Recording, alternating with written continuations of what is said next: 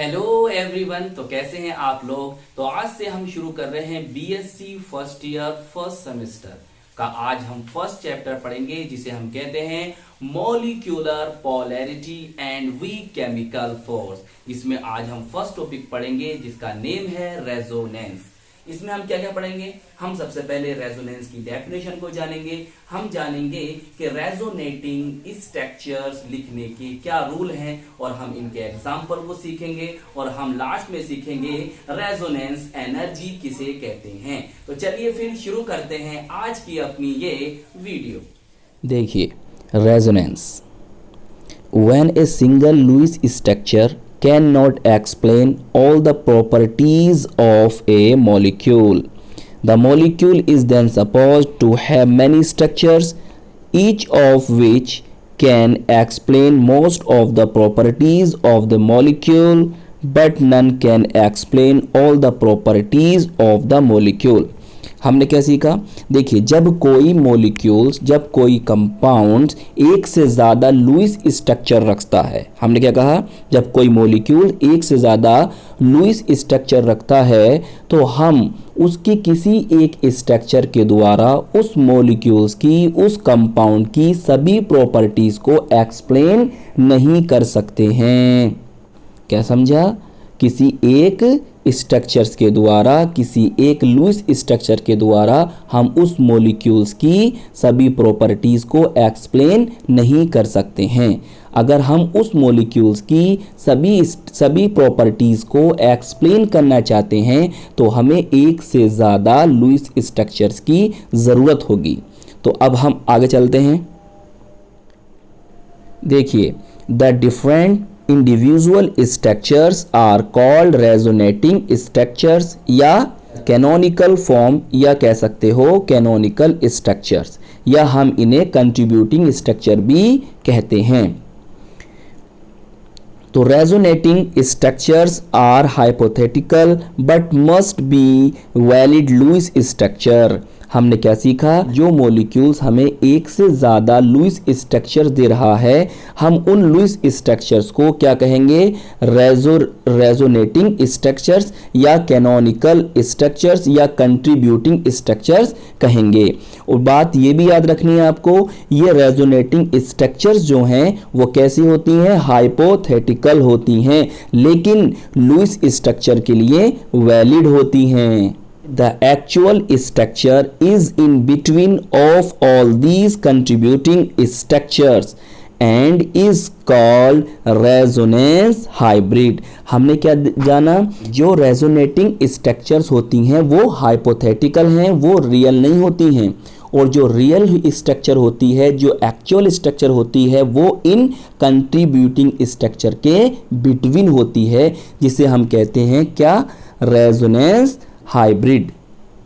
देखिए, resonance hybrid has lower energy and so stable then any of the contributing structures. This phenomenon is called resonance. हमने क्या जाना, हमने ये जाना कि जो रेजोनेंस हाइब्रिड होता है वो लोअर एनर्जी रखता है, इसीलिए रेजोनेंस हाइब्रिड क्या है, स्टेबल है किसी भी कंट्रीब्यूटिंग स्ट्रक्चर से, और हम इस फिनोमिनॉन को क्या कहते हैं, रेजोनेंस कहते हैं। तो हमने सीखा कि रेजोनेंस क्या होता है। आइए आप समझते हैं rules for writings of resonating structures. First है, the contributing structures should have the same position of atoms, they should differ only in the position of electrons. हमने क्या सीखा, हमने सीखा कंट्रीब्यूटिंग स्ट्रक्चर्स में एटम की पोजीशन सेम होनी चाहिए, ओनली इलेक्ट्रॉन की पोजीशन डिफर होनी चाहिए, अलग अलग होनी चाहिए। नेक्स्ट है, the contributing structure should have same number of bond pair and lone pair.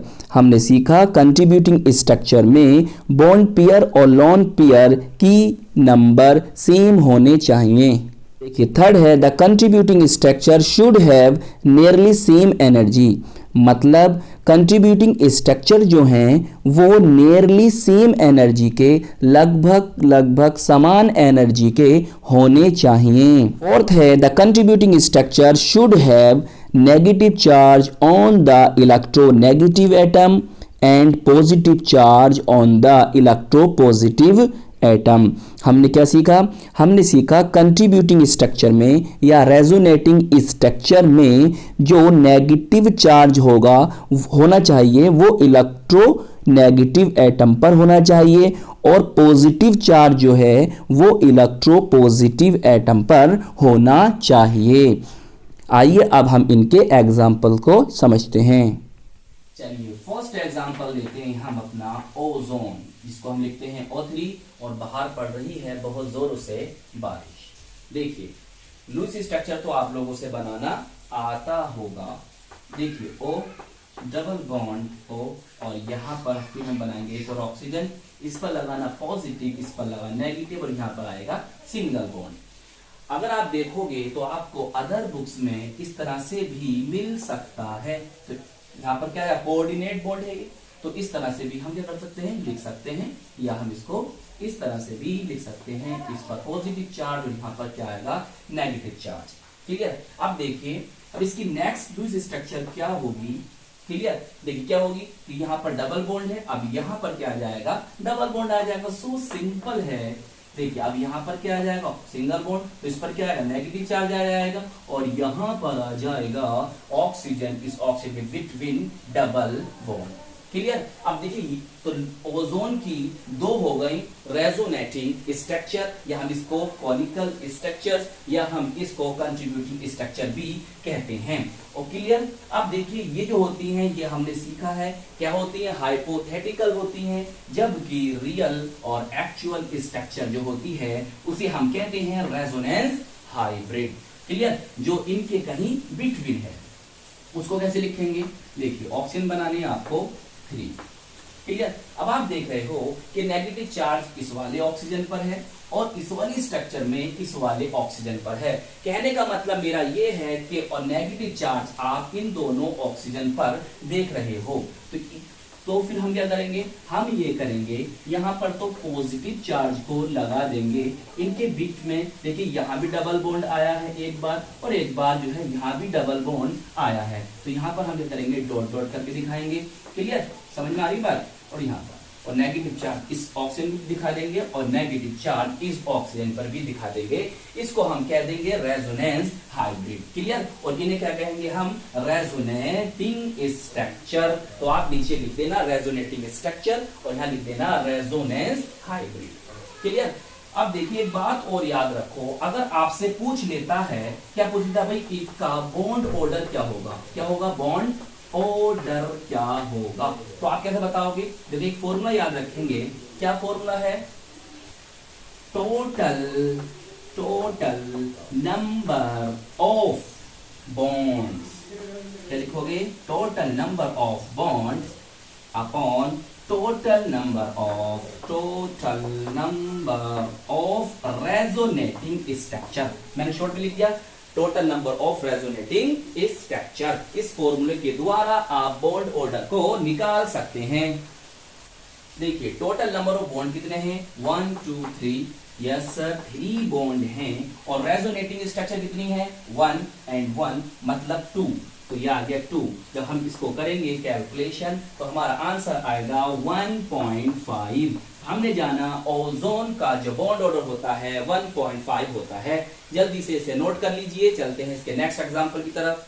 तो हम एग्जांपल नंबर देखेंगे 2 CO3 2 नेगेटिव, जिसे हम कहते हैं कार्बोनेट। और बारिश जो है रुकने का नाम नहीं ले रही है, आपको भी आवाज सुनाई दे रही होगी।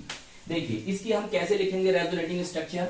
देखिए बहुत ध्यान से, हमारे पास कार्बन है, कितने ऑक्सीजन है? 3 ऑक्सीजन है, तो इसकी 3 रेजोनेटिंग स्ट्रक्चर बनेगी। इस तरह से आप याद कर सकते हैं। देखिए पहला ऑक्सीजन जो बना रहा हूं डबल बॉन्ड के साथ, और 2 ऑक्सीजन में नीचे लगा रहा हूं सिंगल बॉन्ड के साथ, और इन पर 2 है नेगेटिव चार्ज, एक मैंने यहां दिखाया और एक यहां दिखाया। क्लियर? अब क्या होगा सर? कुछ नहीं होगा ये कि यहाँ पर डबल बॉन्ड है, अब यहाँ पर आ जाएगा एक स्ट्रक्चर में, अगली स्ट्रक्चर में यहाँ पर आ जाएगा, उसी के अनुसार नेगेटिव चार्ज को आप दिखा देना।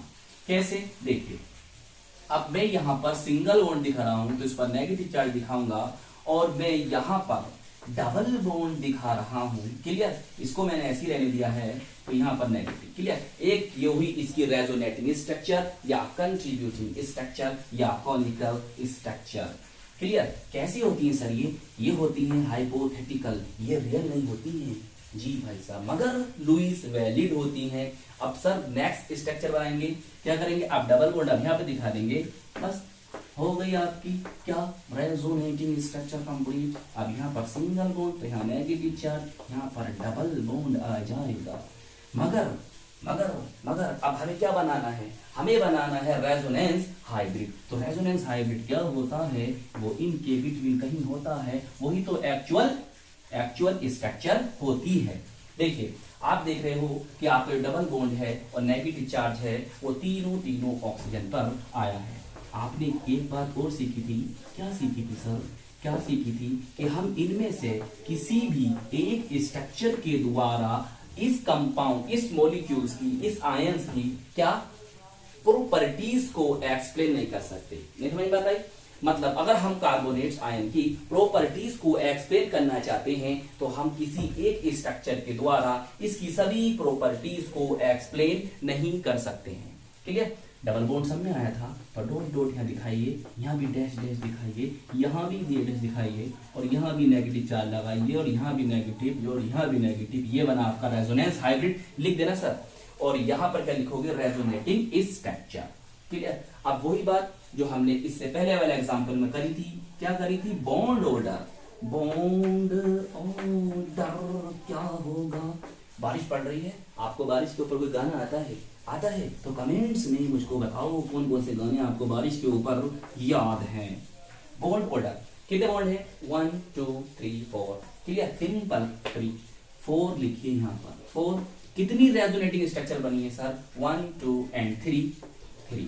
आप कर दीजिए, इससे आगे आपको खुद करना है, क्लियर, कितना इसका आंसर आता है। चलिए जल्दी से नोट कीजिए इसे भी, चलते हैं एक और नेक्स्ट एग्जाम्पल की तरफ।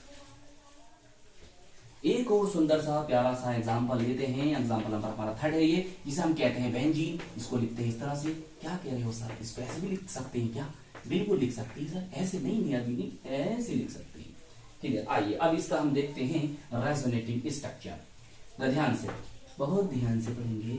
यहाँ पर इस तरह से बनाना, यहाँ पर ये बॉन्ड, ये डबल बॉन्ड, ये डबल बॉन्ड यहाँ पर आया।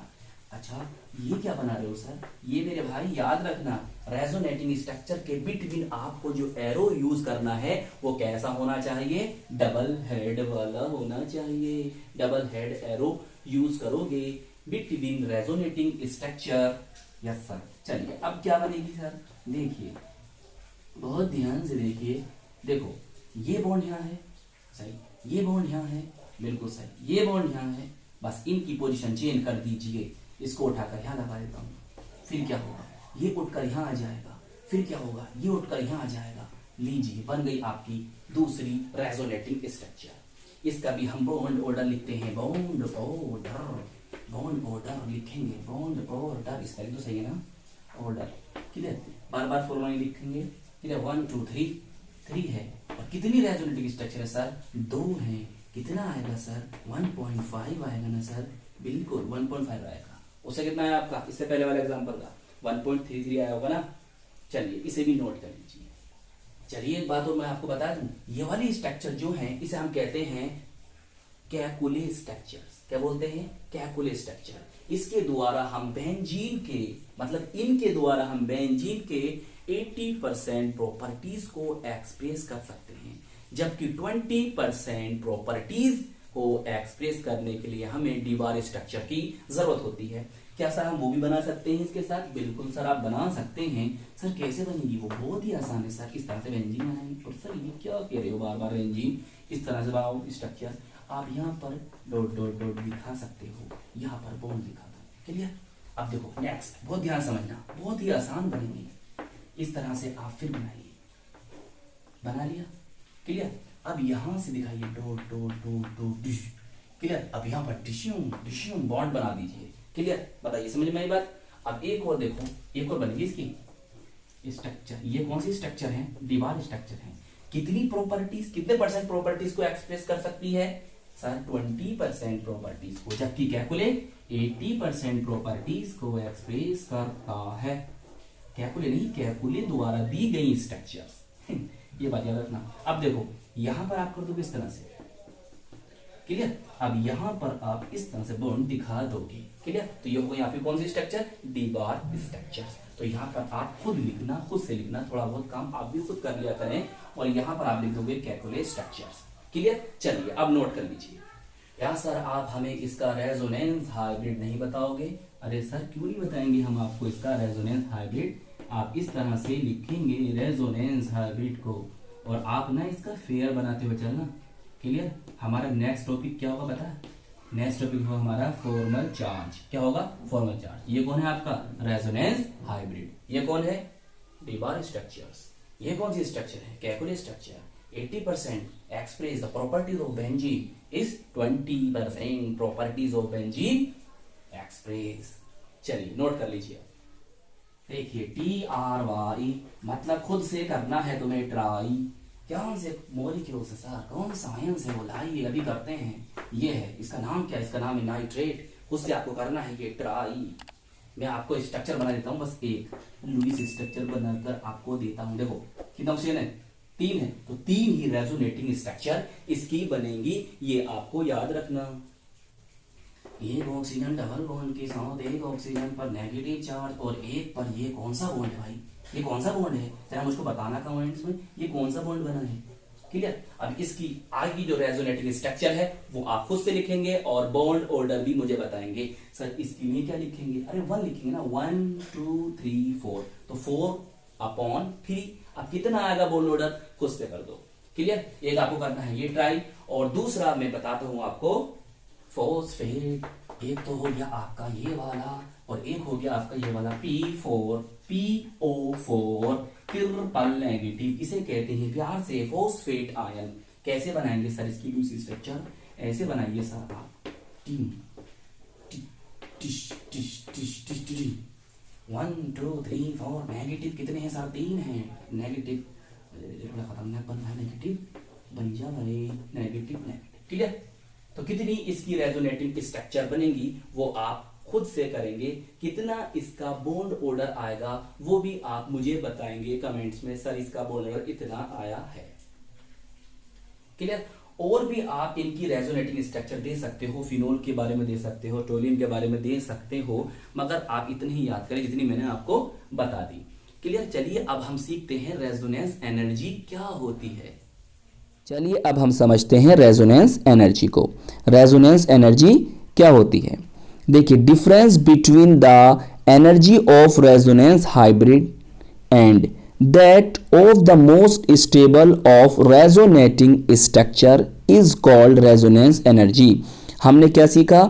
हमने सीखा कि रेजोनेंस हाइब्रिड की एनर्जी और रेजोनेटिंग स्ट्रक्चर में जो मोस्ट स्टेबल स्ट्रक्चर है उसकी एनर्जी के डिफरेंस को हम रेजोनेंस एनर्जी कहते हैं। हमने क्या सीखा? हमने सीखा कि रेजोनेंस हाइब्रिड की energy of most stable of resonating structure की एनर्जी के डिफरेंस को रेजोनेंस एनर्जी कहते हैं।